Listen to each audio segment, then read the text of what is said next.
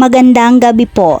Ngayon po ay araw ng Lunes, September 18, 2023. At narito na po ang resulta ng ating 9 p.m. PCSO Lotto results today.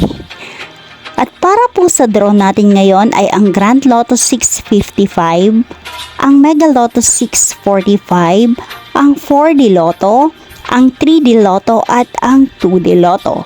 Para po sa mga bagong nanonood, huwag niyo pong kakalimutan mag-subscribe sa aking channel at pahit na din po ako na notification bell para updated po kayo lagi sa aking mga bagong upload.